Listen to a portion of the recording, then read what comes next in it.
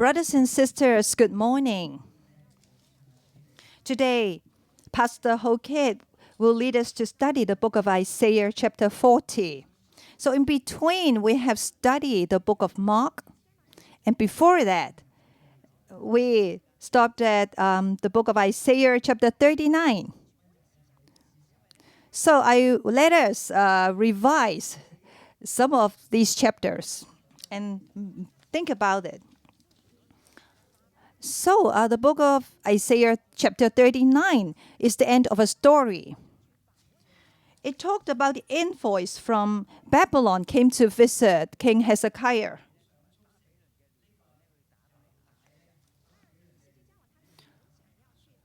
So Hezekiah wanted to align with Judah and Assyria. It should be aligned with Babylon and Judah to fight against Assyria. So King Hezekiah has shown this envoy all his treasure, everything in his treasury to him, in order to show and to testify that we are a good alliance with you to fight against Assyria. But Isaiah, the prophet, was not happy with this because he asked him not to go and look for Egypt. But now they also look for Babylon. Why do they need to depend on the horses, the chariots? That's why Isaiah has prophesied something really miserable, saying that Hezekiah, in the future, your children will be carried off to Babylon. And the story ended there.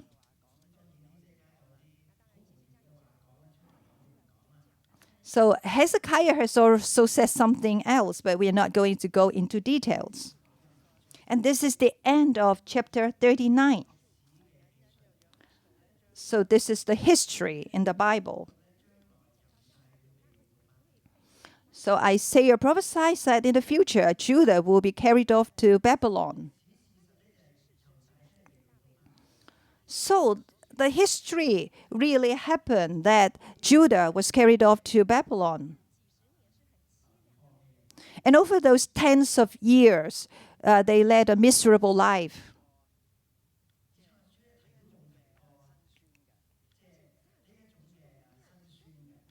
But Isaiah didn't, in this book of Isaiah, it didn't mention about the misery of the people. Oh, this history is also recorded in Jeremiah and also in 2 Kings. But Isaiah didn't record what has happened during these 70 years. And today, we will study chapter 40. This is a new chapter. The Lord has to carry his people from Babylon back to Judah in order to save them again. That's why this is a new chapter. In between chapter 39 and 40, it seems that it's not connected. So what happened to the people in Babylon? It didn't mention it. Now in this chapter, then we know that God has to bring them back to Jerusalem. As for chapter 40, so this is like a song. This is poetic. It is a psalm. It is a song.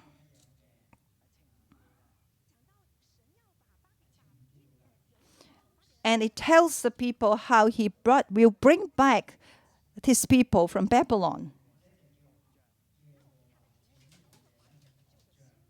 So the title for this chapter is a new song describing how the Lord saved his people. He will not mention about the old stuff, but before the eyes of people, you will hear this beautiful song. So God revealed to the people his new plan of salvation. If you were the people of Judah, like being carried off to Babylon, when you hear this song, what will you do? Maybe you will say that, oh, it's none of my business. You know how weary we are. We're about to die. We don't have any space to live. And then you sing a new song before us. And you said how mighty you are. But this is how God comfort his people. So this is like a song.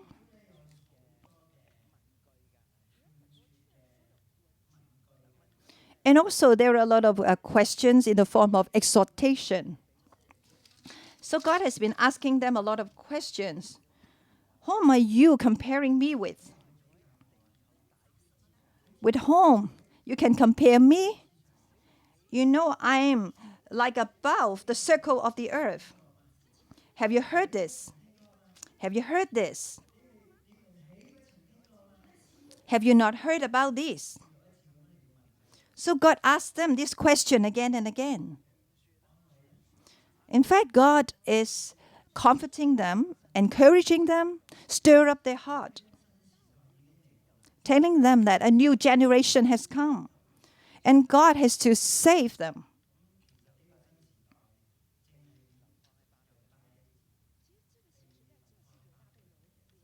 So this is the time when Judah was carried off to Babylon. Many people, they were hopeless. They were so weary. They didn't believe in their God. They might say, see how great and how tall is the God of Babylon. You will know this from the book of Daniel. When all these idols been lifted up, then the whole plain, the people from the plain of Babylon could see it. So how about the God of Judah? So God is asking them, look, how great and how tall is the God of Babylon? As compared with me, they are just like a drop of water. They are nothing. And all these things will pass away. Only me, I'm your Savior. I'm the Lord who lasts forever. Now, let's look at this chapter 40. The first paragraph is verse 1 to 11. So the time, this is the song to comfort my people, because the hard service has been completed. They are no longer being carried off. They no longer need to fight a battle. So I won't count your sins anymore. So these 11 verses. And you discover that there are several voices here. You don't know who is speaking to which person. So this is the revelation from the prophet Isaiah. He heard several voices. The first voice is God speaking to Isaiah. First one, comfort my people, says your God. So he said it 2 times. You know how weary they are. So speak to Jerusalem the words of comfort, and proclaim to her that her hard service has been completed, that her sin has been paid for. Do not just stop there.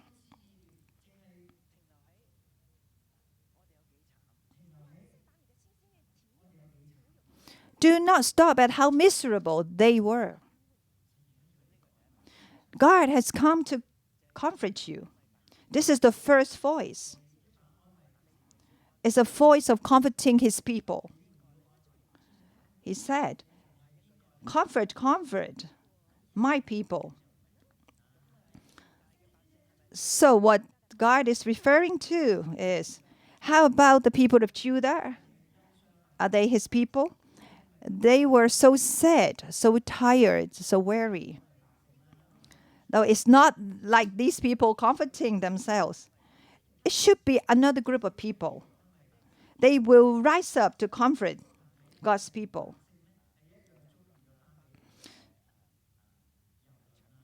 So this group, special group, also they were being mistreated by Babylon. They were carried off to Babylon as God's people. They also had a hard life. But now this group of people has to rise up to do healing for his people. They have to rise up to proclaim this message from God.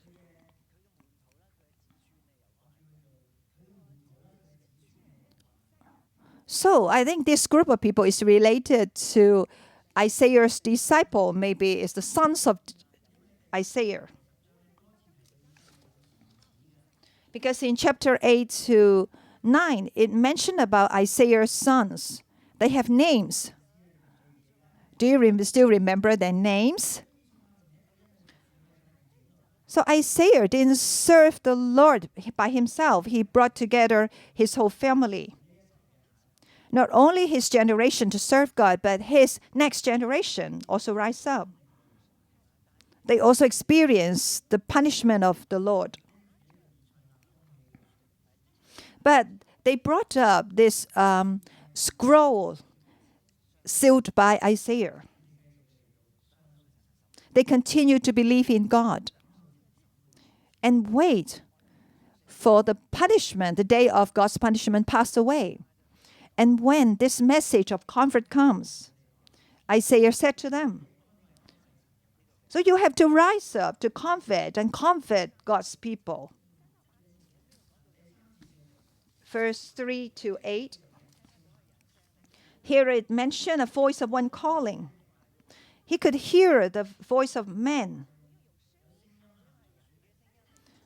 So why didn't he say it's a voice?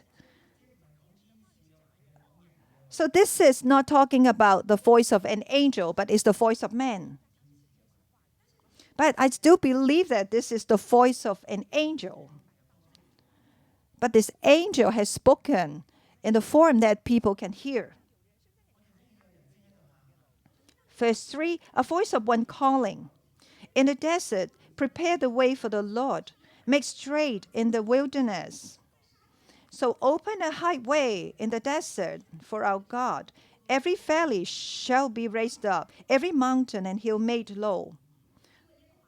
Because the glory of the Lord will be revealed.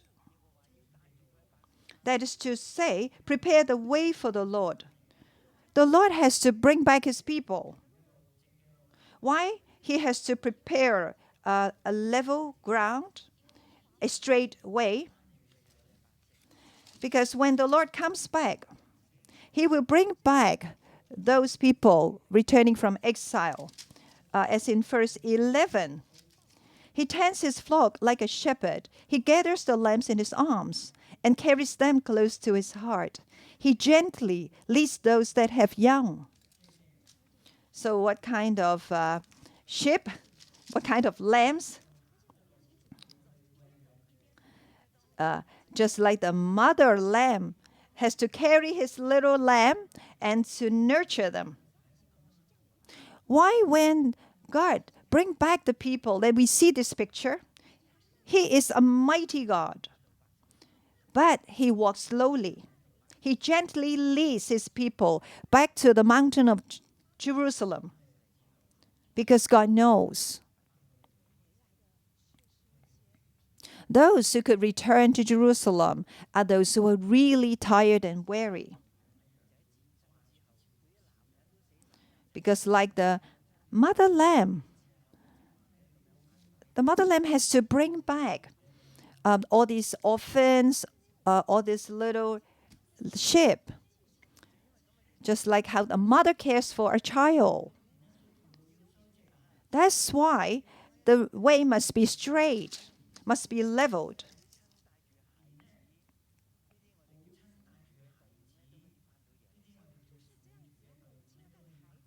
Even like these women, bring back their children. They were so tired, so weary. They have to come back and walk on this straight path. And the Lord will come back as a mighty God. But He's gentle. You can say that the Lord is mighty and tender. He's filled with power. Because of His people, He preferred to walk slowly together with His people. So let's pay attention. There is a voice saying here, so to make straight all the path, because the Lord has to bring back His people. Verse 6. A voice says, cried out. Cried out. And a person responded, what shall I cry? Then this person responded. Second part of verse 6. All men are like grass, and all their glory is like the flowers of the field. So this is like Judah in the past. No matter how strong they were. So they have to fight the battle between Assyria and Babylon. What happened to them? They were like grass. So this is the past history of Judah. Oh, they are just like flowers of the field. How about the flowers and the grass? Verse 7. The grass withers and the flowers fall. Why? Because the breath of the Lord blows on them. The Lord blows on them. And over the night they withers and the flowers fall.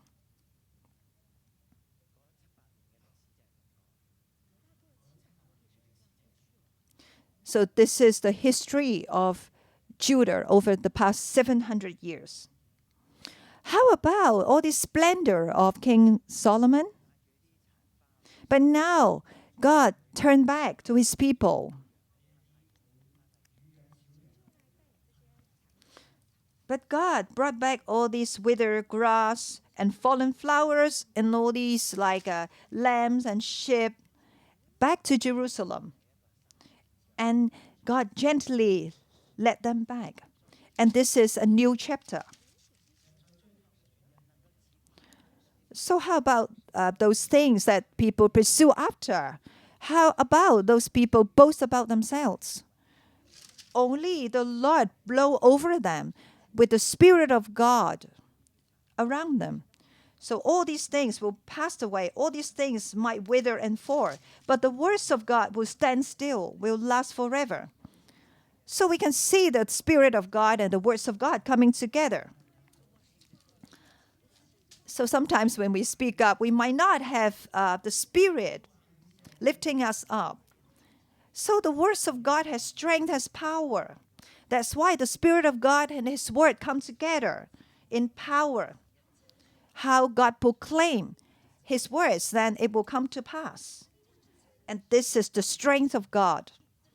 This is the three-head one God, the Trinity God, the God of Israel, the God who will blow His Spirit up to His people, and His words will come to pass. So it seems like that we could hear all these voices in the air.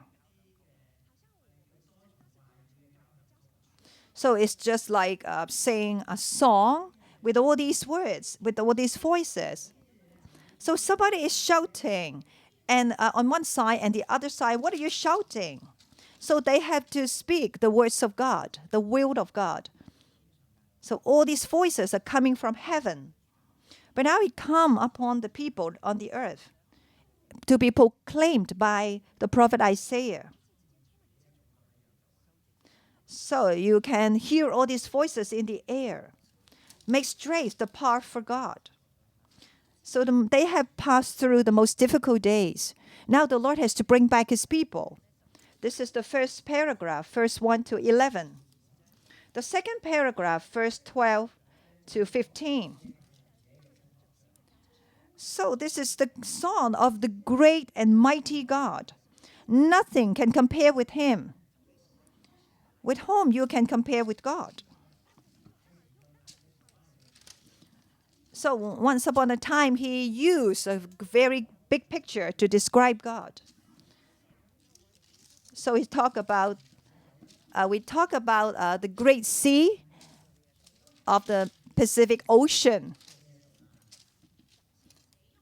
Verse 12, God asks, who has measured the waters of the Mediterranean Sea?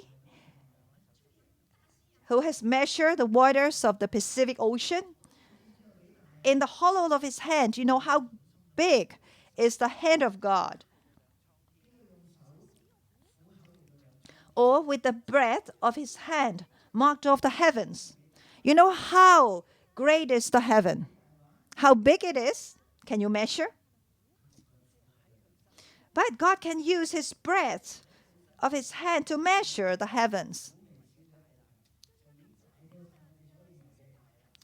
So can you see the greatness of God using the hollow of his hand and the breadth of his hand, which is much, much bigger than the things that we could imagine. And also the dust on the ground. Oh, they have to come back, Arabia, and then return to Jerusalem. And they could see all this dust of the earth. But God could measure the dust of the earth in a basket. You know how high, how great are the mountains and the hills. But God said, I can weigh the mountains on the scales and the hills in a balance. Do you know how great is our God?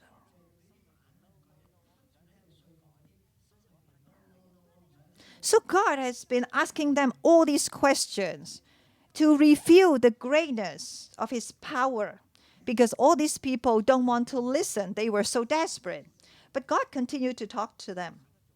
Verse 13, who has understood the mind of the Lord or instructed him as his counselor? So this is my plan.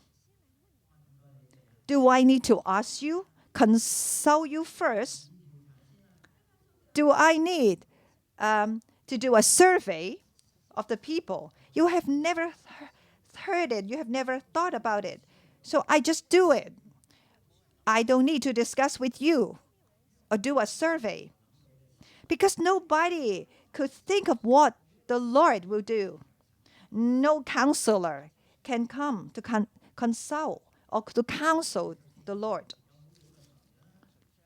And then starting from verse 14, he said, whom did the Lord consult to enlighten him, and who taught him the right way?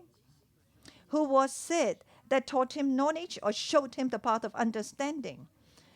You know, these words are useful to us. Sometimes we think God is not fair. Oh, you try to argue with God?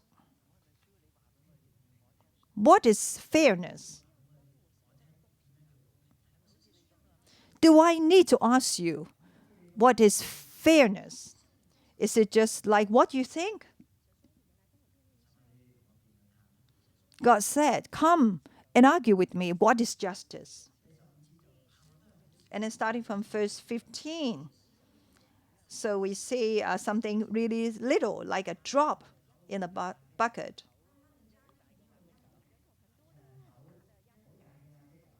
So it seems that you think so many people like in the nation, but God said the nations are like a drop in a bucket. They are like the dust, fine dust. He said, I weigh the islands as though they were fine dust. So Lebanon is not sufficient for altar fires, nor is animals enough for burnt offerings. All these things are not enough for God. So we cannot compare the quantity. We are so small. All these things are so small. In fact, the nations are as nothing, as in verse 17. Oh, they are nothing, like worthless, less than nothing, not only small, it's nothing. If God look at this world, And look at how the history of man operates and how all these nations, they fight against each other. So when we were among these people, we think we were so miserable. But God said, when I look at all these things, they are nothing. They are so small, less than nothing. This is God. Verse 18 to 25. So, how should we compare God with? So I want to ask you, how great is God in your heart? There is no answer. But one thing is for certain. So God is much, much greater than what you think. No matter how great you think God is, He is greater than what you think. He's so, so great. He's the greatest. But how about the man-made idols? But how about the like a 100-story high building? So what is it like? All these are man-made. Verse 21. So there are several questions here. Do you not know? Have you not heard? Has it not been told you from the beginning? Have you not understood since the earth was founded? Do you really understand? So God sits enthroned above the circle of the earth. The circle of the earth is so big. And the circle of the universe is great. But God said, I'm sitting above all these great circles. So for the history of our church,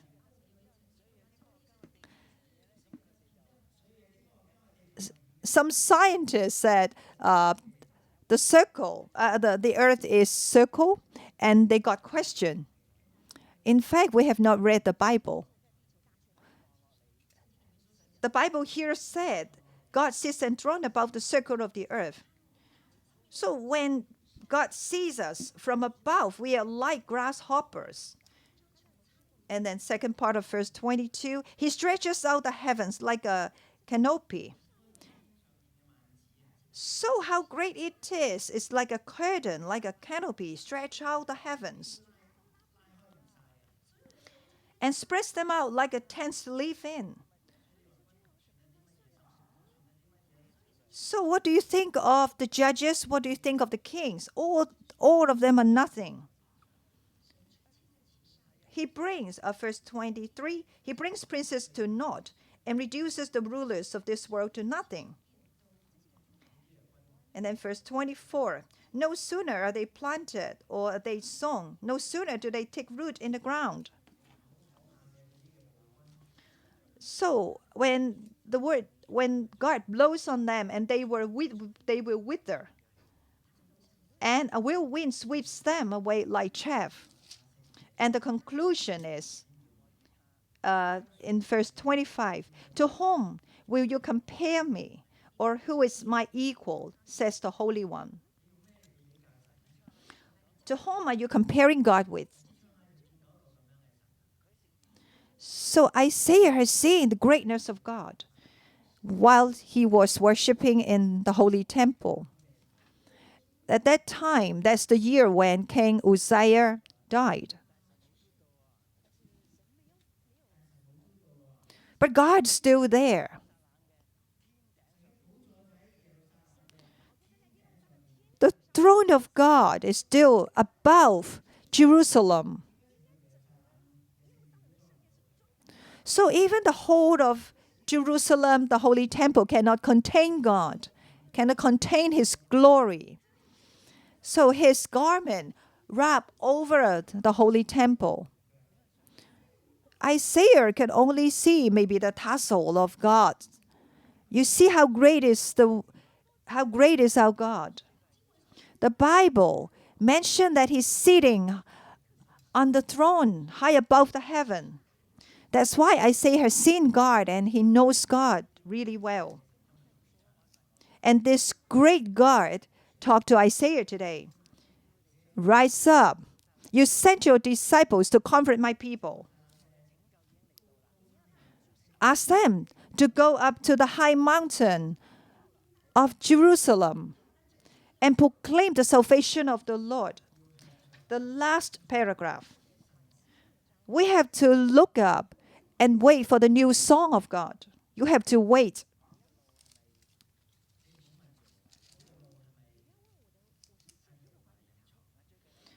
Do not say, my way is hidden from the Lord.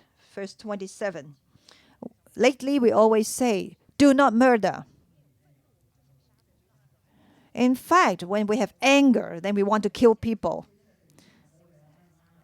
So if we're angry with someone, we want that person to disappear from me. And this is like killing man. So disappear from my brain, from my memory.